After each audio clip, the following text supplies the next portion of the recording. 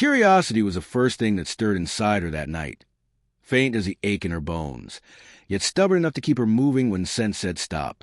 It rose with the cabin light ahead, a small amber glow trembling behind frost-laced glass, and it asked a dangerous question she had learned not to ask anymore. What if this door did not close?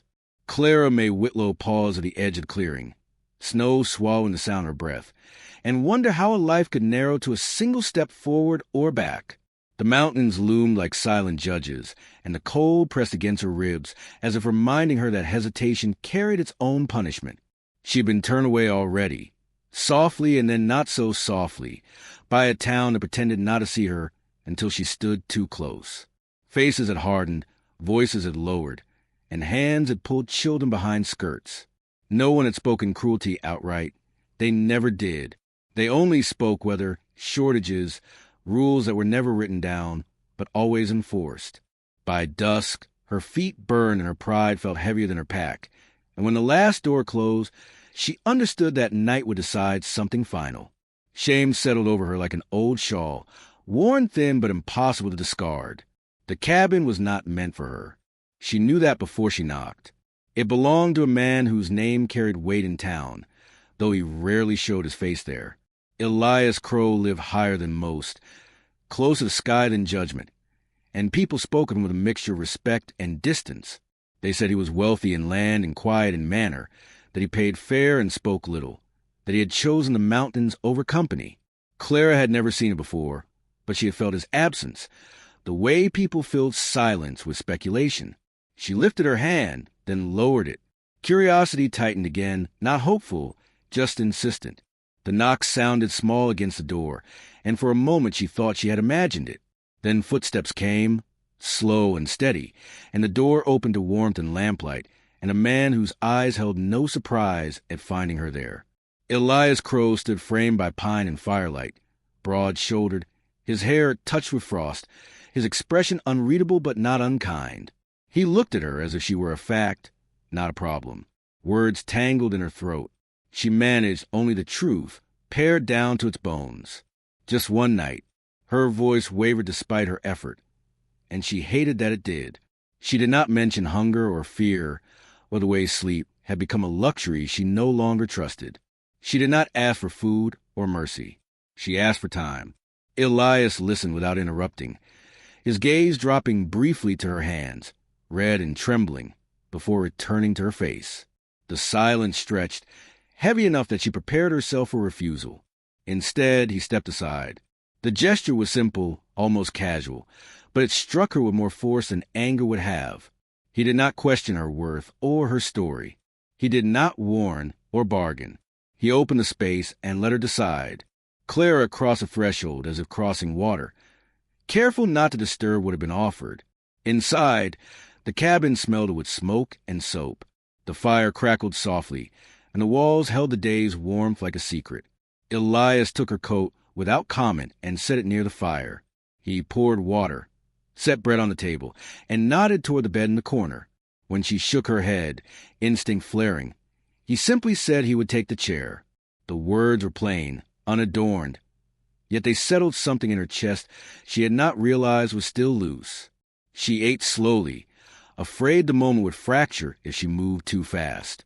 Every sound felt amplified, every kindness edged with disbelief. As she laid down, still dressed, boots lying neatly by the door, Clara stared at the low ceiling and listened to the wind slide around the cabin. She waited for the other half of the bargain, the condition she had missed, but none came. Elias sat by the fire, a quiet presence, neither watching nor withdrawing. The night deepened, and sleep crept up on her without warning, heavy and complete.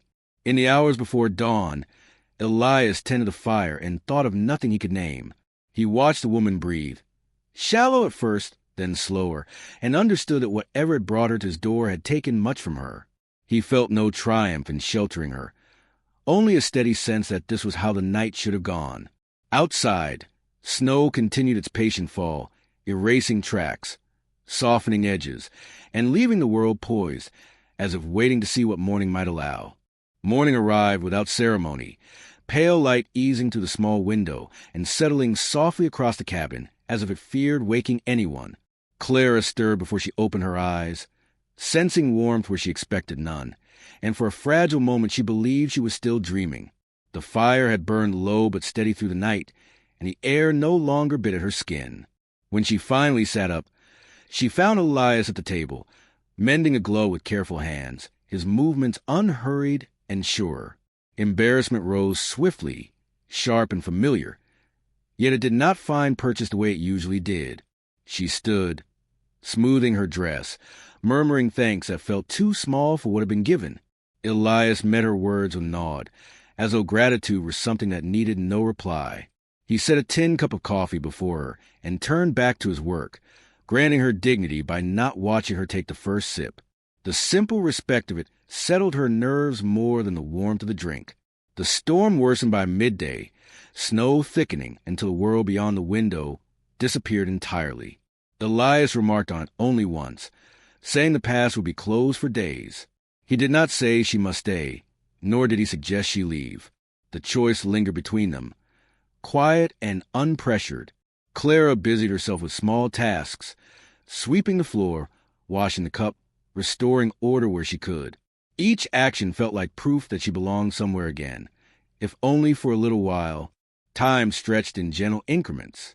They spoke little, yet the silence no longer frightened her. Elias showed her how to split kindling without bruising her hands, adjusting her grip with brief, careful guidance. When she succeeded, he smiled once, a fleeting expression that warmed her more than praise ever had. She realized then that he watched not to judge but to understand, and that knowledge eased a long-held tension in her chest. When the storm finally broke, they ventured into town together for supplies. Clara felt the old fear tighten as familiar eyes turned toward her, assessing, remembering. Whispers followed them down the street, cautious and sharp. She lowered her gaze, ready to retreat into herself. But Elias walked beside her at the same steady pace, neither shielding nor abandoning her.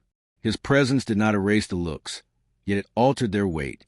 She stood a little straighter, refusing to shrink.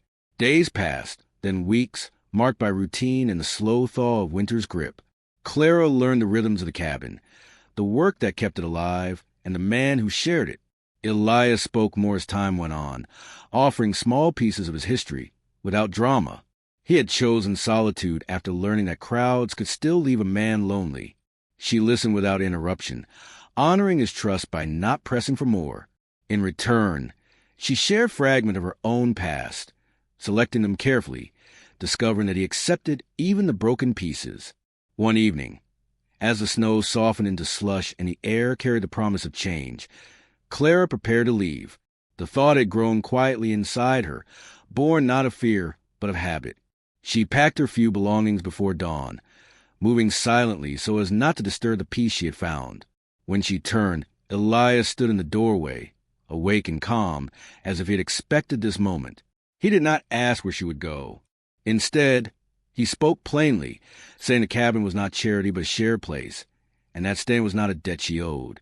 He told her he valued her presence, her steadiness, the way the cabin felt less hollow since she had arrived. The words were simple, yet they carried weight. Clara felt something release inside her, a belief she had carried too long that kindness must always be repaid by disappearance. She set her pack down. The decision felt less like surrender and more like claiming ground she had earned. They stood together in the growing light, neither triumphant nor afraid. Outside, the land shifted under spring's slow influence, snow retreating inch by inch, revealing soil ready for new growth. Clara stepped forward, not as a guest or a burden, but as a woman choosing her future. Years later, the memory of that choice still glowed warm, like embers that refused to fade. If there is a lesson in it, it is this: that one act of quiet grace can alter the course of a life, and that sometimes the bravest thing a heart can do is stay when it is offered a place to rest.